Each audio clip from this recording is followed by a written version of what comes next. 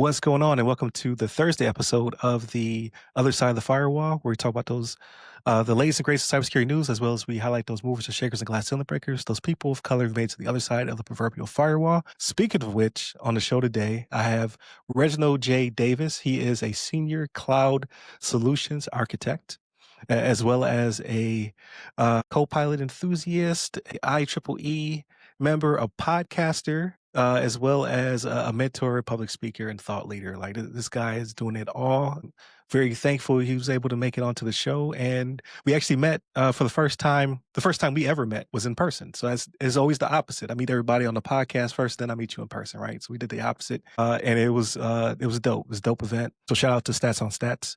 But I want to focus on you, sir. So you are a podcaster on Dem Tech Folks, right? So DEM, so Develop Every Mind Tech Folks. That's correct, sir. I am. Actually, probably gonna tape after this. Okay, got you, Yeah. got you. Yeah, another dope podcast. Like, so I met Rico, who is one of your co-hosts, in person at that event. The first time I met him was actually on the podcast, like virtually, and yeah, I met Ebony. Not even though she was part of the podcast, because I met her first, but it was part of a panel for CyberX 2023. So it was right after I got out of the military. They had the event. I was asked to be on a panel. Amazing. Like it really did set the tone for my transition. So shout out to Ebony as well. But I definitely want to talk to you about your background, your experience. I always forget up front, so definitely continue to check out the show. We're on your podcast platform of choice. We're also on UDJY 99.1 FM in the Atlanta metro area, channel 10 in DC Fairfax Public Access. We've gone Love from it. daily to Love it. weekly. Appreciate you. And please hit the website ramcyber.io, where you can find all of our current initiatives, the book, the podcast, all the things. I just stood up Ryan Williams Sr., all spelled out.com. And that's where you can find my digital portfolio of all the current stuff. So that's it for me. No more plugging. So you, sir. Yeah, if you can introduce yourself and your background, we go from there. Yeah, so my name is Reginald Davis, and I am like you said, I'm a senior cloud solution architect for a really large IT company. I won't say the name only because I don't want to be held liable if I say something stupid. Yeah, I've been in IT now. Uh, I think my first official IT job was 2001. So, it's been about 25 years or so. And I've gone through a lot of different industries, but most of my focus has been on federal government and federal agencies. So I've been around, I've been privileged enough to go around the world working and traveling with my family. So I have a lot of travel experiences with that. And I'm just really a big time enthusiast when it comes to not only mentoring in IT, but just learning and teaching and stuff like that. I think my retirement plan is going to probably be like some kind of professorship or something like that. I think that'll be really, really cool. So yeah, so kind of like you said, I've done a lot in my years. So in my role right now, what I do now is I help customers adopt AI and AI tools. Okay. So we're more like hey, we're interested, we like this. I come in, I show them like, hey, here's how AI can work for you. Here's how we bring value to your company.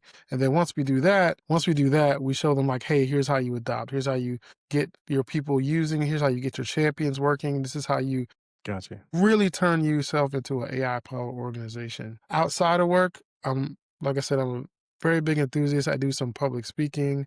Spoke at ByteCon. I'll be speaking at TechX in a couple months. Awesome. I'll be doing a talk at Polytech. I'll be going to Blackman Excel in October in Orlando. That's going to be really, really exciting for me. One of the crowning achievements I've done this in the last year or two is I created like a 4-week summer mentorship program at Hillsborough Community College That's amazing. where we took 4 years. I mean, I keep saying 4 years. That's what it feels like, right? So we did 4 weeks where we mentored 9 cybersecurity majors, Okay. and the rest were computer science. And basically, we just mentored them, gave them classes, gave them initiatives, created a hackathon, different projects and stuff like that over a 4-week period. It was really amazing. I can't tell you how much I loved every minute of it. It was Right. just like the highlight of my summer, and we just completed that program, had our graduates, and they're going to go off and do great things. And I'm just looking forward to seeing how that pans out. I'm not really. One thing you'll notice about me is I'm not really good at talking about myself. uh, That's usually a good sign though. yeah, yeah, yeah.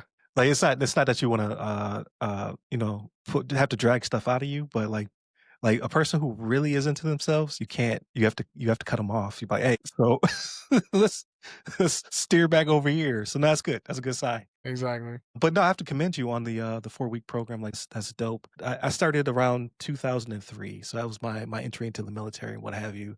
Yeah, it wasn't until maybe the past 10 years or so I started to see where they're actually doing a lot more of that mentorship and pulling people in, and uh, getting a better understanding of what IT is, what cyber is. Like, because when I was going through school, because I did a year in community college. There really wasn't that mentorship, so to speak. Like I was a computer science major to begin with, so I always say I'm a computer science dropout. The math got the math got really math. Like it was mathing my butt off, and I petered out at calculus.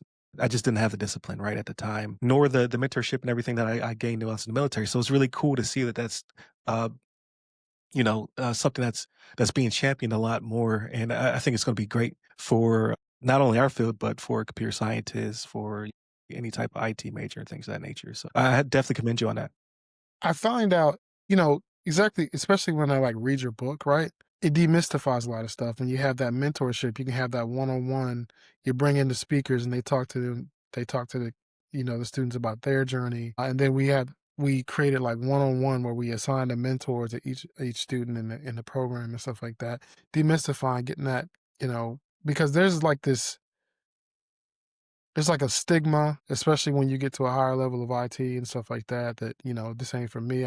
You get that and we talked about this when we met, right? That imposter Right. syndrome. I mean, I think programs like this kind of help them feel like get a sense of belonging and get past that type of stuff. And that's why I really, really enjoyed it. Personally, my mentee, I mean, the progression that he made over a 4-week program is just still to me pretty breathtaking. He went from this really smart kid, shy, kind of introverted, but what he turned into was leading his group, being the ringmaster, coordinating, really like just. And I pushed him a little bit. I'm like, hey man, if you want to do that, you have to coordinate it. You have to organize it and stuff like that. So I just love seeing that stuff, man. It's just like, that's what is to me, that's kind of what brings joy to me. That's why the Yeah. program is so great. Definitely, definitely, and it's different than what a lot of us received when we first started, right? Like from your, not people who weren't necessarily trying to teach you, right? They're kind of like, did you Google that? Like people who were self taught want you to self teach yourself, right? Which is fine to a certain extent, like as long as you're showing that you're trying, right? But it was kind of mean spirited, right? You're like, hey, I'm stuck on this thing. I'm trying to work this problem out. Well, did you Google it? Like, so I'm glad that we've gotten past that kind of, I don't know, like initiation or hazing, so to speak. I also have to commend you on your retirement plans, like to give back after you retire is also commendable because my plan is just to go down to Costa Rica and disappear or somewhere in the Caribbean, not teaching nobody Costa Rica, nothing. that's so awesome, dude. I'm That's out. so I'm out of here. that's the place, right? Costa Rica? Okay. I get you. I get Yeah, you. that's what I hear. I hear like the cheap living, or if you want to go to Europe, disappear one of those little villages or one of the little towns. Go to Sicily. Let's Yeah, well, blend in with the yeah, locals. man. I don't think we can do too much blending, but that's a here nor Right. there. That's But neither you here got to nor kind of there, pick your right? region, right, for that. You're like, You're not from around here." Anyway, Right. So, what kind of sparked your interest in IT? Like, were you like a tinkerer, or did you pivot from something else? Like, how'd you get in? so crazy story, right? And I also want to pivot eventually to why I came on this show, right? Oh, And yeah, kind of absolutely. how I fit into your world, right? So, I'm sorry. My mother was a math whiz, right? So my mom majored in math. She went to school for math. She was a math fanatic, right? So she was actually, I don't know if you've seen the movie Hidden Figures, but my mom was very similar to those ladies in that movie. She worked for Honeywell on one of the programs, and she was quote unquote computer, right?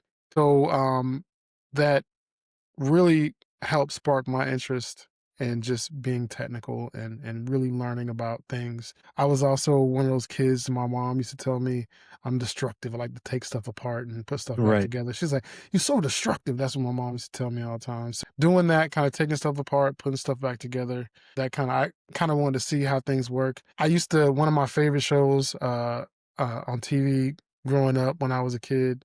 We didn't have a lot of options like we do now, so I used to watch this show called How It's Made. That used to fascinate me. How they make stuff, right? Like, like, "Oh, that's gonna turn into that. That's so awesome." Yeah, it's Right? never the way I thought in my head. You'd be like, that process was not the way I thought they did it. Exactly, right? So I was really interested in that.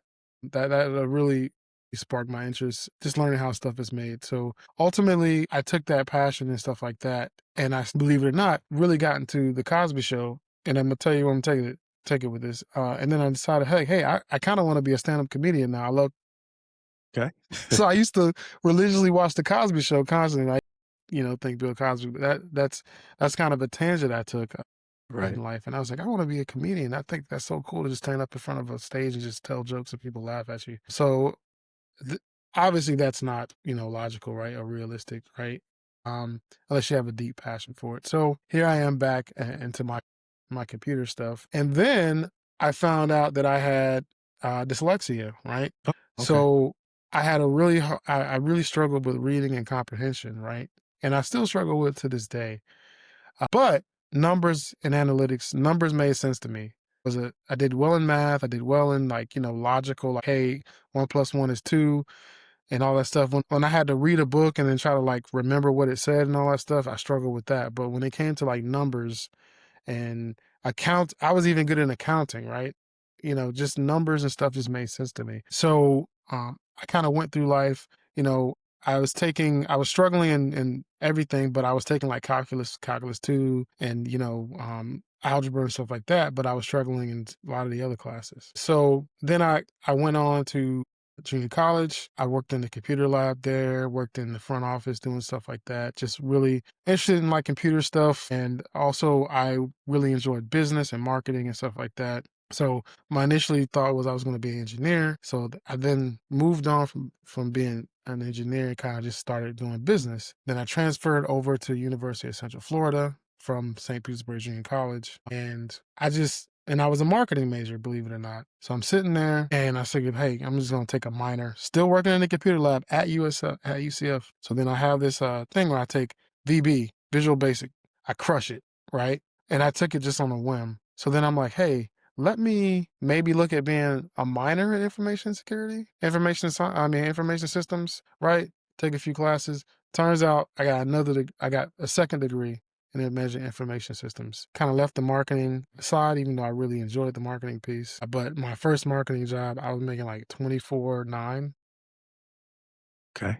You really got to love it to do Yeah, it. you I gotta mean, yeah, that's a passion at that point. right, right. So in all fairness too, right? If you want to be, you know, later on in life, you can have a major customer portfolio and make millions as a marketing person, but it just wasn't me. And then I heard about this thing called IT where people were like they were getting signing bonuses, man, back in the day. Back in like 2000, if you got a degree in IT and you were really sharp, you were getting a signing bonus like you was an NFL player. It's crazy. So I said, well, I'm pretty good at this. I mean, like it's kind of in me, right? Like my mom's a math major and I've been doing computers. So I decided to just go ahead and get that degree, that second degree in information systems. So that's kind of how I came into it. And I can keep going on the journey, but it goes on to into my professional year. But that was my college years.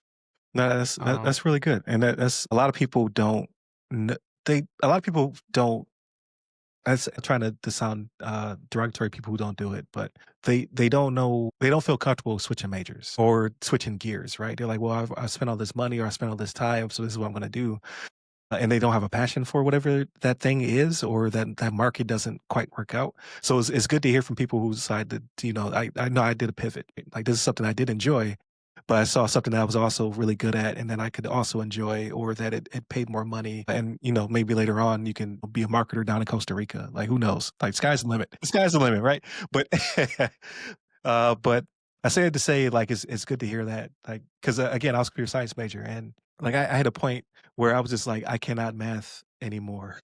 Like I Right. have peaked and I need to do something different. And but my journey was psychology. Like, so I did the thing where I looked at what classes am I doing good in? It was like sociology, psychology, business organization. I was like, I'm gonna go do that. And then after I finished my bachelor's, I started my master's in it. And I was like, I don't like this as much as I thought. So I pivoted back to IT. But like it's good to have those conversations. I'm glad that we can talk about that to the audience on here as well. So, are you originally from Florida? Like, is Florida your Yes. home? Oh, okay, So I was so oddly enough, I was born in St. Peter, Florida. okay, Um, when I left for college, so I did 6 years. So just so you know, I did 6 years in college because I got the 2 degrees. You gotta, speaking about commitment, you gotta be like, dang, I got to spend another couple years in college. right. So that's a whole nother thing, right? So yeah, I left I left in 2000 1999. I left to go to UCF, and I didn't come back until, man, I didn't come back for a while. But I really thought inside my heart that this was a great place to raise a family. Mhm. And that's what I do now. So I got my family here, sunshine all the time. Disney World's like 45 minutes from the Right. house. I mean, like, I got kids. We go on cruises and stuff. I really think Florida, this Central Florida area, is a great place to raise a family. So that's why I decided to come back and live here permanently. And that's, I live here now. I live in the Tampa Bay area. I don't live in St. Pete, but I live in the Tampa Bay area. So I'm really happy here. Yeah, I agree with you. Like, politics aside, right? It's kinda crazy down here, but you can't beat the weather. You can't the industry's always booming, housing market, like, I don't know if that's gonna continue to boom in the States in general, but they're building so many houses here, man, like, people are moving down in droves. So I think it is definitely a good area, but when I tell people I'm in Florida, they're like, when are you leaving? Like, you gonna get out of there?" Nah, Like, it's man. Escape from LA, right? Like, I'm trapped in here. It doesn't, yeah, the weather and stuff doesn't scare me. It scares a lot of people. It doesn't really scare me, right? Because I've been through it, right? It looks worse on TV. I tell people that all the time. Look, guys, when you see the dude standing in the middle of the street, Well, yeah, getting almost blown down the falling over street. himself, that's like the worst part of the storm. Most of the time, it's not that. I mean, like, it looks worse on TV. I don't want to, knock on wood because, next couple months, something crazy happens. Right. For the most part, it looks worse on TV, trust me. And I tell people that because I always get those phone calls. You all right down there? We saw the news. Yeah, exactly. But no, so see the passion, see that you've made a commitment to, to go forth and conquer.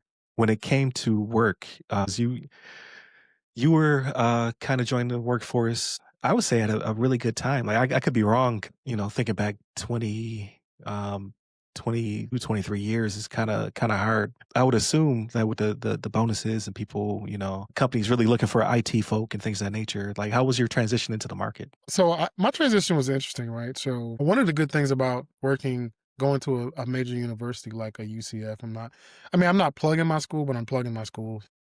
My my daughter goes to USF, so I got it. Yeah, yeah. And I went to USF for a while too. And trust me, the USF you see now is not the UCF. I'm sorry, the USF you see now is not the USF I went to. I heard that. Yeah, I've heard It's that before. crazy now. Even when I go to St. Pete, it's amazing, right? So definitely a much better school now. But the thing I will tell you is this, right? Being at a major university, at a major area for business and industry, I was able to get a job while I was a junior in college. Man, now granted, I'd only been about 1 year in the IT, Okay, and they had this thing called they had like an industrial park near the university, right? Where you had gotcha. like businesses and stuff like that. So first I got a summer internship at an incubator. So if you don't know what an incubator is, an incubator is a center that basically helps startup businesses grow their business. And that's kind of what an incubator was. So I interned at an incubator once, and then following that, I got a job, my first job in government, which was a major project. Anybody that knows might know this story, right? I worked at the company for a project called NMCI, which is like Navy Marine Corps Intranet, which is like, at the time, it was the largest IT contract ever signed. So basically, they were basically creating a brand new infrastructure cloud domain for the Navy and Marines. So it was ginormous, right? The huge effort. So imagine every Navy, every Marine base going into one domain. So they had something called Nav Air Orlando, which is in that research park that I told you about earlier. So luckily I was able to go there. I got a job through a friend to say, hey, They just need guys to do PC maintenance type stuff, replace computers and stuff. I said, okay, I'm good. But the biggest turning point that that job gave me was it gave me an interim secret clearance. There you go.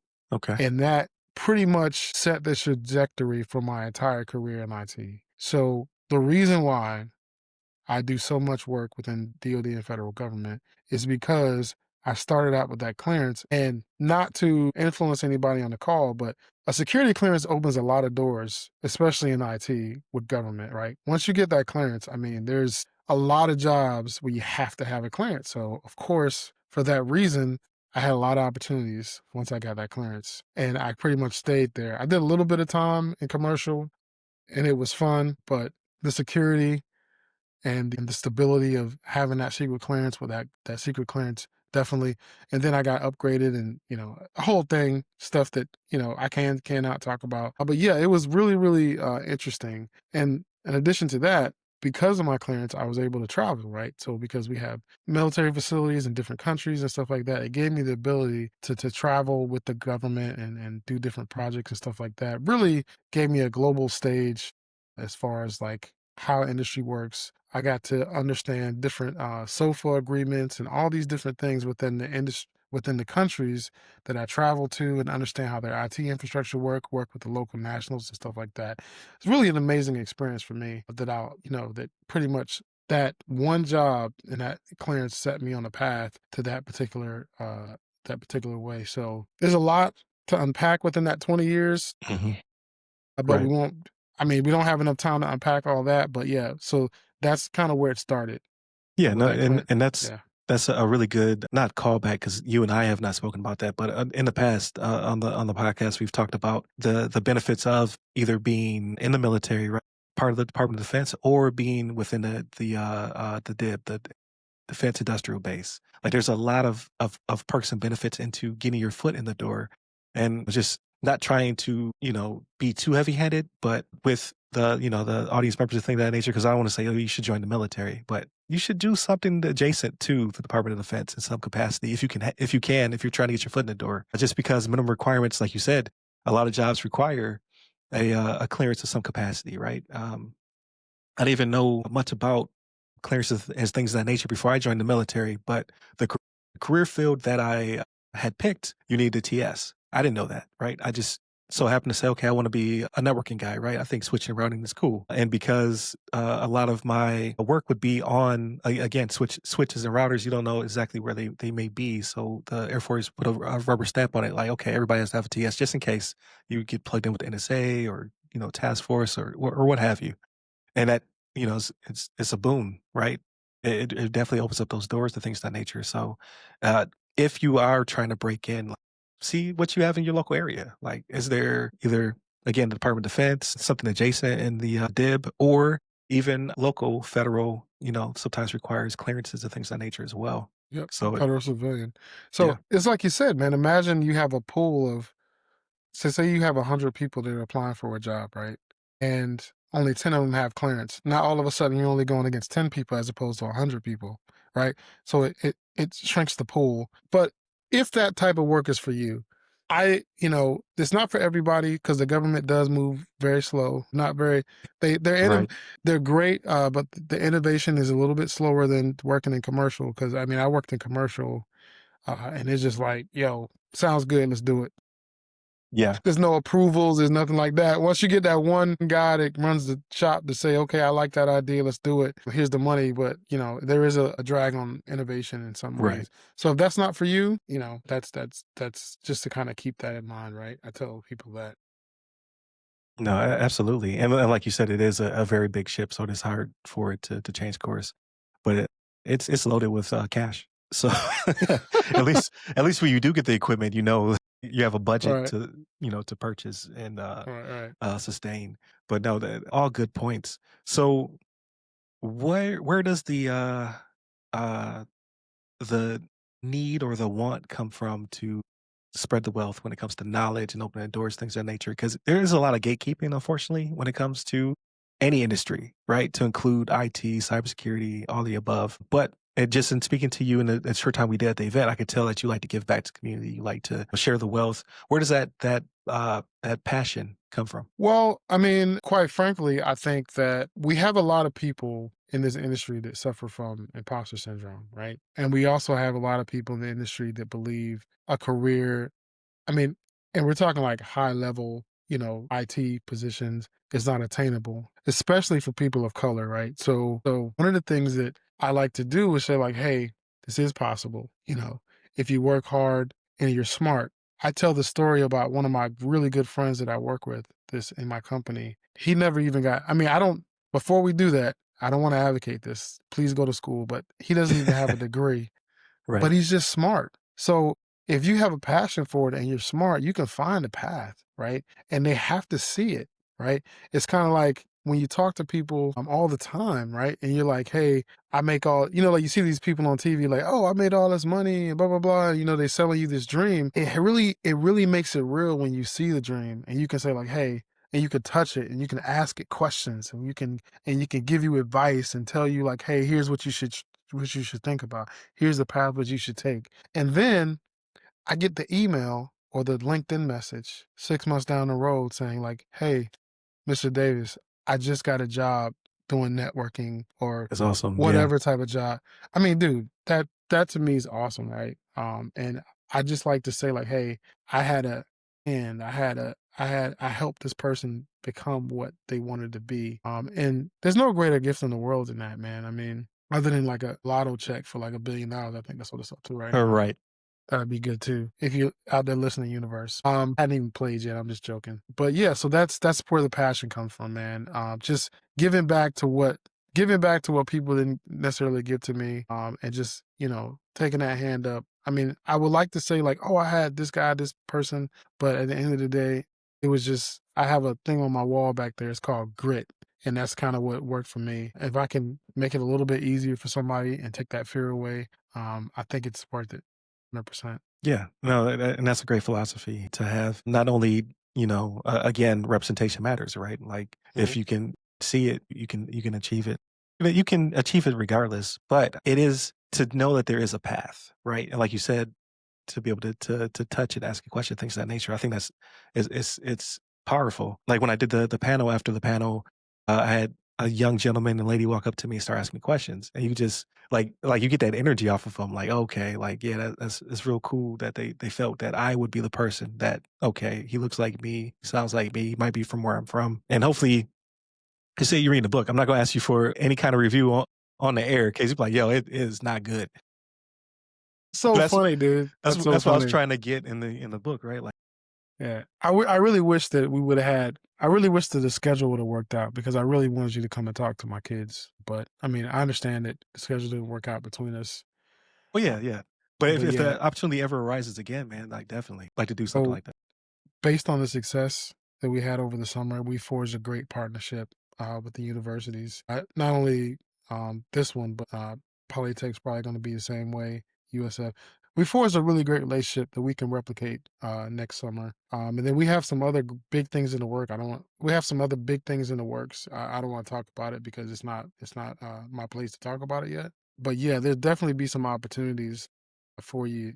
You know, and I'll definitely call on you. But hey, man, hey, we talked about this. I think, your book is kind of what I do a little bit in real life. I mean, like behind the firewall, right? Like I said, I don't want to talk about the I don't want to disclose the company that I work for, but like there's certain prestige, like, certain companies like, wow, you work for Right. such and such. Yeah. I had a dream. Like I always wanted to work for this company since I was a little kid and I went out and I made it happen. So definitely behind the fire, like how did you get here and stuff like that. So I don't know if that makes sense what I'm saying. No, it does. It does. Like I said, I think that's a thing that either I was not aware of it 2 decades ago when I came into the field, or like I truly believe like in the past decade, like there's been a real surge in not only getting people into the STEM pipeline, but also because like you said, you don't necessarily need a degree, but like I will never discourage anybody from going to school.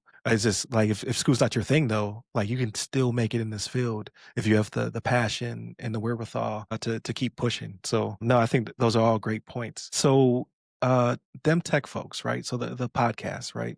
Uh-huh. The Develop Every Mind. How did that collaboration come to being? Like, Was it like you already knew Ebony and Rico, and then you guys decided to form No, the so podcast? it's a funny story. So it kind of came about with Rico. He kind of sent up like a bat signal. Because funny story, we started out with a lot of people, and then over the years, it just kind of fleshed out. Some people fell off, some people Gotcha. came on and stuff like that. So eventually, we ended up with the core three that you see right now. But we basically wanted to present a picture of what it is to be diverse in IT, right? So if you notice, Rico, the co-host, he has dreads, Mhm. has beard and everything like that. If you notice me, I'm, black dude, heavy set, not a very flashy dress or anything like that. And I joke around when I say that. And then we have Ebony, who gives you a great perspective from the female standpoint, where she talks about like, hey, I'm a black female cybersecurity leader, Right. and a lot of times, and she'll tell you, like, when she's in the room, sometimes she's the only one, right? And just giving you a glimpse of that and presenting that and talking, real talk, with just in that regard, right? So that's kind of how it all came to pass. And that's kind of the image that we wanted to project. And, Rico had the idea like about a year or so ago, to kind of attach some education to that piece, right? As far as develop every mind. So, he does like the Discord and stuff like that to kind of to do some teaching and stuff like that and some education. So that's kind of how it came about. Like I said, we have fun with it, man. I mean, quite honestly, we have like a structured show, but I'm telling you right now, we have much better shows when we just kind of sit down and just chat and just talk, Right. right? And that's kind of what we've been doing a lot more lately. Like we used to have like a guest every week, and we like do this whole thing where we try to like stick to a bunch of questions and stuff like that. But, we just have a lot of fun when we just kind of sit down and just kind of talk. I feel like that's kind of where our sweet spot is, because we're both, we're all funny. We're very entertaining. We're introverts, but around each other, we're not. So that helps as well. No, definitely. Like I definitely enjoy the show. You said so. I've only met Ebony in person, and then so in person two times. So I've never been on the show or anything like that. So I met her in person both times. So she's an introvert. She could definitely switch it on when necessary. That's not the necessarily the vibe I got from her, which is not a bad thing because I'm an introvert as well, right? So I respect it. Yeah, we talked a lot about that at our last. Like we talked a lot about being introverts and Yeah, kind of the and I was challenges that running it come back in my along with head, and I that. was like, "Did I just call these extroverts vampires, like, to their face?" Like, so introverts get it, but, like, when you're around a lot of people who are extroverts and very lively, like, you could feel it getting pulled away, like, the energy, because you have to you try to match energy, but they there's no matching them. Right. So You said it. you wind up drained. Yeah, you said it, like, you try to match it, right? I mean, and kinda like what we were talking about, right? A lot of times, it's exhausting just being in that environment, like, you just like, "Man," like so I just came back from Virginia. We had, this AI business solutions, conference thing, and yeah, man, it takes a lot out of me. I get back to my hotel room, and I'm like, and I'm sleeping like a baby, I'm tired, just because Right. I have to be on, right? I can't be like the guy sitting in the corner, eating his french fries by himself, writing his name in ketchup. I can't do that when I'm Right. when I'm in those types of environments. So I have to be introvert. I have to talk. I have to integrate. I have to like learn and stuff like that. So we talked about that a lot. The funny thing about it, a lot of people in our field are introverts, right? You meet those extroverts sometimes and you're just like, man, you don't know how they do it and still be so smart. Right, like, where do you get all this energy from? Like, I think I was talking about the other day, I was like, there was times when I used to commute back and forth to McDill. When I would come back home, I'd just drive back home with the radio off. Just sit in silence. I just need to just mellow out Yeah, before I man. I get home. mean, people, if you were in the car with me, you think I'm crazy because I talk to myself a lot. I think out loud, right? That's what I call it. I think out loud. Like, I don't like, I'm not talking to myself having a conversation, but I'm saying my thoughts out loud, right? And, the wrong person hears that and they be like, what's going on? What's going on over there? Like, Like, "Who are you you talking talking to to?" yourself? It's like, no, man, I'm not answering myself. I'm just saying my Right. thoughts out loud so I can kind of reason what's going on in my head and stuff like that. That's kind of what I equate it to, right? I kind of want to talk about a little bit about why I fit how I fit into the cybersecurity world. Yeah, absolutely. So one of the main goals that I do, and one of the things that I do when I when I meet with customers. And some of the things that I talk about and stuff like that is something that we call data readiness. So, data readiness is the template security and compliance that we do to prepare an organization for AI. So, say you were to implement an AI solution, right? You don't want Johnny in accounting to see emails from the CEO, right? Because that semantic index gets built on all the data that it has available to it. So preparing yourself by putting labeling, data lifecycle management, DLP, Mhm. stuff like that. It's kind of one of the things that I do as far as helping with customers, and that's kind of how I fit into the cyber world and how I immerse myself in cyber. So I know the show is talking about CISSP, but I just kind of want to kind of level set on how I fit into the cybersecurity and governance world, Right. and I do that quite a bit. I mean, that's kind of like that's our starting point, right? So we want to make sure that you know what your data is, where it is, and who has access to it before we start deploying the solution that will give everybody access to everything, right? And that's where a lot of organizations fall short, and that's where a lot of organizations run into issues, right? So we've seen that in the past. We roll out other products and tools roll out, and all of a sudden it's like, whoa, this is some huge data leakage. Well, I'm not gonna tell you something, right? Because the AI tools sit on top of your current security posture, right? So you may or may not know it, right? But your stuff's out there. All these AI tools do when they build these semantic indexes is just expose it, right? So I spend a lot of time with customers going through data readiness, going through all that type of stuff, governance, data governance and stuff like that. And I spend a lot of time with customers doing that before we deploy our AI solutions. So that's how I'm in B sides and I'm doing a lot of cybersecurity stuff. It's like, Right. hey, I thought you did AI. It's like, yeah, I do AI, but as a part of my AI, as part of AI, data readiness is a key component of that. And that's kind of what I do a lot of as well. So I'm glad you brought that up because I think there used to be this thing, or there still could be, right? It's just depending on your circles, where people would intermingle IT and cyber as one thing, right? And they're not. They're not the same thing. Like, so by trade, I was an IT guy, switching routing, all that cool stuff. But you can be an IT person and not care about cyber, which would be a huge mistake. But for the first quarter of my career, that's exactly what we did. We did not care. Like, it's like, how quickly can we get this network built? How Turn it quickly on. can we get this Turn it going? on. Yep. Right. And then over time we learned, what about your access lists? What about, your network segmentation? There was all these things that we were just like you said, turn it on. We gotta hurry up and get up as quickly as possible. And I think the same thing's happening within the AI field. Like, there's a lot of people who are chasing the AI ghost, right? They feel like they're behind. Just hurry up and implement it. Let's get it. So it's good to just see that someone like yourself and your team are doing the preparedness, because I've talked to people who don't necessarily understand like tagging and labeling of their data, which, I mean, it's not for everybody. Like, everybody doesn't have to be technically minded. But if you don't understand it or you don't have an answer for it, then you need to speak to someone who is proficient within that area and not just fire it up. Because, like you said, you don't want Johnny from accounting to be able to see email from, whomever in logistics or what have you. So a lot of people are being upset about the wrong things, right? You did not prepare yourself, like you said, which I think that's a really good, not only to make people aware, but also to put people on. You have to prepare yourself before you chase this AI ghost that everybody's chasing. You can't just flip the switch. Like, figure it out. Cause I do a lot of telling people, like, what about your, simple cyber hygiene when it comes to AI? Have you guys decided on a user agreement? Like, what is the policy going forward? Like, what data cannot be shared? Where is this data stored? X, Y, and Z. And they're not thinking about that. They're just like, hey, how do I get whatever this model is into my environment as quickly as possible? Yeah, and there's a lot of framework. So when you look at that, right? So government requires that government organizations have like an AI council as part of their AI rollout and stuff like that.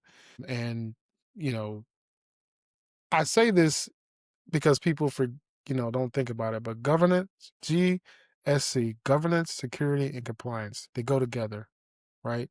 I know a lot of your listeners may look at that, but there is a lot of money in governance and compliance, right? Not just security, right? It's all encompassing Yeah, together, absolutely. but that's the one piece that people tend to forget about is governance and compliance, right? They think, oh, I'm going out and I'm like I'm stopping Johnny Blaze from hacking the Right. network and stuff like that. But that governance and compliance and stuff like that, there's a lot of, and let me tell you something, it's not easy. It's a lot of work. It's a lot of work organizing, making sure data and everything is compliant. It's a lot of work. Yeah, I can only imagine. So in the military, we have KM folks, right? Knowledge management officers or what have you. And I never envied their job because users do not care. Like you can tell them like, okay, this stuff belongs over here. This is how we're going to build a SharePoint. This is how you're going to categorize your data. And then when you go onto the drive, it's just stuff. You're like, but you didn't do any of what I just said. Right. Exactly. Exactly. And again, like I said, not to scare anybody, but if that data isn't properly governed, that data is discoverable by anybody who has access to your AI, to your environment, right? So just kind of keep that in mind. Also, data hygiene, making sure you get rid of old non-compliant documents. We talked. I work with NARA and a bunch of other major government organizations and stuff like that. So definitely, something to kind of keep in mind as you start your AI journey. But I kind of want to kind of tie that into like your show and how my job fits a lot into what you do on your show when we talk about security and compliance. No, absolutely. And not to be hyperbolic, right? Because I obviously have a bias because that's my field is cybersecurity. Uh, Right, right, But I don't think a lot of people like cyber is not only, a buzzword, like, it's something you actually have to abide by. Like, people are just like, "Ah, we'll get to it," right? If you're a mom and pop, super dangerous. But like you said, when you're working with large organizations, trillion-dollar companies, the Department of Defense, like, it's not a game. Like, this stuff is highly regulated, and you'll be slapped with fines or you'll be terminated, right? Like, we'll have to get you out of there. Like, it's like, people are just not in the know because they just haven't been exposed to those type of environments. So, no, it's a good conversation I have, and I'm glad you came full circle with it to make sure So we cover Ryan, those what's the bases. worst? What's the worst? What's the nightmare of all these federal organizations and major Fortune fives and stuff like that companies? So, in my humble opinion, right, from my perspective, it's the lack of identity access management, right? It's the bad guy being able to get in, create Nope, its own admin accounts and move laterally, nope. or That's not it. alright, That's not it. what is it? I'm gonna tell you one of the biggest things that a lot of the C-suite people talk to me about is that newspaper headline is their biggest fear. Right, the That PA nightmare. headline in the news about a data breach or, Right, that is their biggest fear, right? I'm telling you, they're like, "Hey, man, we don't wanna wind up on the news. I need to right. come and fix this." But You do know, you that have that's completely in their control? It's like when you go to the dealership and you ask them what the rates are. They be like, "Well, what's your credit score?" Like, you're in control of the credit score, right? Like, so, right? like, your credit score determines the rate. So and again, showing my bias, I'm in the financial sector. Like, we have multiple lines of defense to catch it, to fix it, or to correct it before it gets to a regulator. Like, that's again, 'cause once it gets to a regulator, then it's gonna wind up on Wall Street and Main Street, and heads will roll, right? Fines will be charged and things of that nature. There's no excuse for that. Like, you are in control of it. Not only are you in control of potentially being on the headlines, right? Like, you could say plenty of different companies, right? Like, United Health or Verizon or, all these people who have all these breaches, but you are completely in control in the response and getting back on your feet, right? Like, you're in control of, like, because everyone's susceptible to breaches. Like, there's 2 type of companies. I forget who quoted that, but it's those who have been breached and those who do not know they've been breached, right? Man, now you're talking about the zero trust model.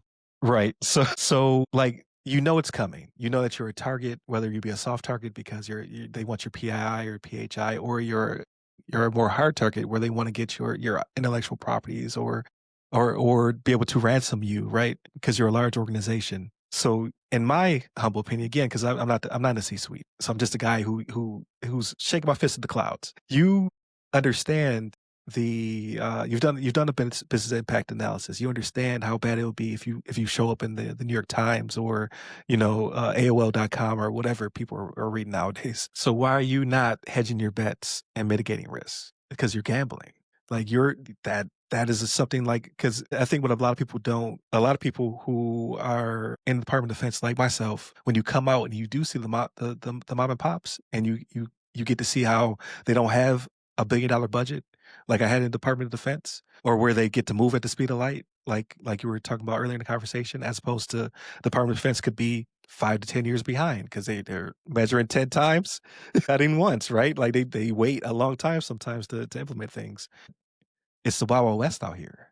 Like, And it's good from a job security standpoint. There's lots of opportunity to help people mature, to correct, to fix, and things of that nature. But so the bad guys are saying the same thing. They're like, it's a lot, like they're rubbing their hands together like Birdman. They're like, it's a lot of opportunity out here because people are not hedging their bets. They're just like, you know what? They probably won't get me. I probably won't hit the lotto.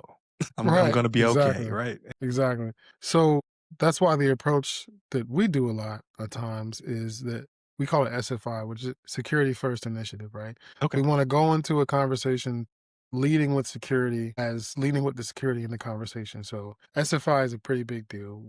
We really, I mean, I love it. I think that approach is good, but you just gotta imagine, right? So my job is to bring business value and help companies realize their business value. So imagine if me as a company, that data breach is the opposite of business value. So Right. definitely want to make sure that we get things squared away. So, and that's kind of what I wanted to, kind of bring to the light here as we talk to those C-suite executives and what they look at in terms of like, hey, don't make sure I don't end up on in the New York Times. Don't make sure I don't end up on some MSNBC, CNN about some data breach. Right. Please, that's my number one. That's a really good point to bring up, and I'm always surprised at who listens to the show. Like, so again, we're available on all your podcast platforms of choice. However, now that we're on the radio, like I think today or yesterday, I had a person follow me, and I always check in on the follows if I see them pop up just to see what industry they're in, see if like maybe I want to further this connection because we may know the same people, or I may be interested in having you on the show or whatnot. But I clicked on the name and it said Atlanta mayoral candidate.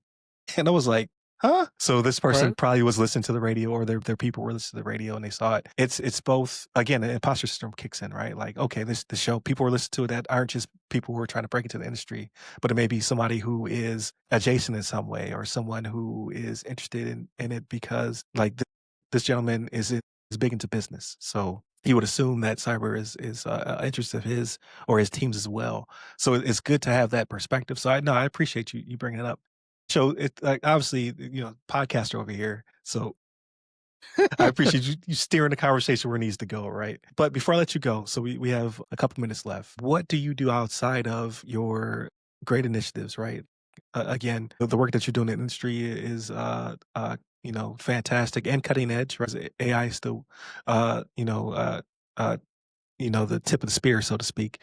But as Absolutely. well as your mentorship and your giving back to the community, what are you doing for yourself and your family? What do you do to relax? So I was born here in this area, right? So Tampa Bay area. So I don't think a lot of people know this, and this may be a good thing or a bad thing, right? But Tampa Bay, Ybor City specifically, is basically the cigar capital of the U.S., right? I don't think people know that. We have a lot of the major cigar families that are from here, and we have the oldest cigar factory in the United States is here in Tampa. So my biggest thing is I'm really into cigar culture. Okay. I love smoking. I like smoking cigars. I love the culture. I love the discussions, the friends that I meet and stuff like that when I'm out smoking cigars. I love hanging out with my friends smoking cigars. So yeah, big.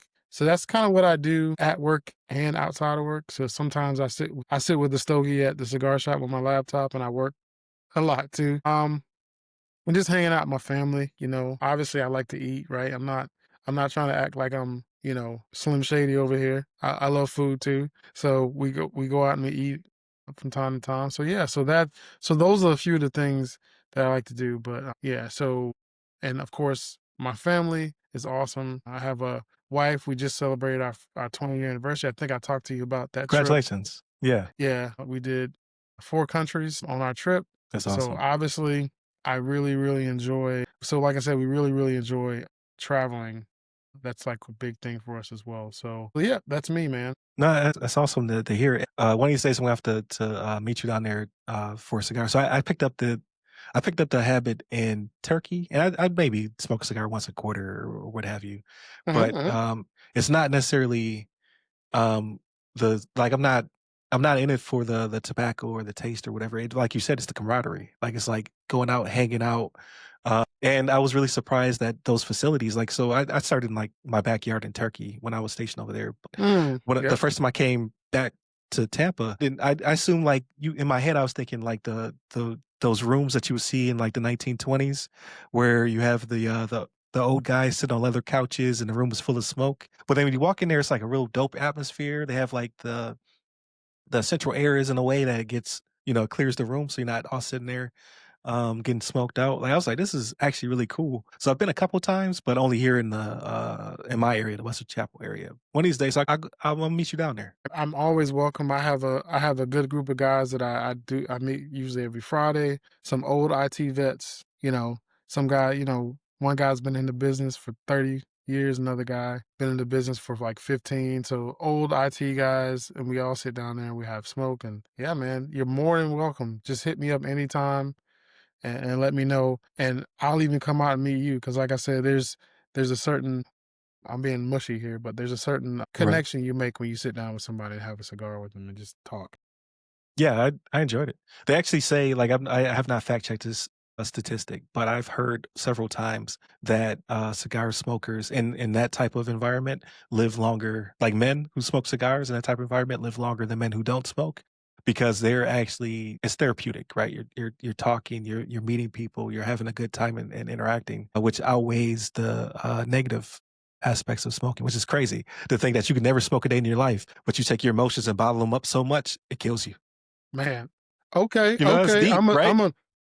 Hey, brother, I will definitely be bringing that up to my wife Yeah, right. and my I heard it family. from Like, yeah, I heard it from, a friend of mine, his wife, brought up, so I haven't fact checked it, but she nice, was like, "Yeah, go have a cigar with him, like, hang out nice, because these men live longer because they get it out." So, nice, yeah, we'll definitely have to do that. But nice. I gotta land this plane. I definitely have to have you back on, to talk shop and to catch up as well. We're gonna hang out in real life, but on the podcast so people can hear the conversations and what have you.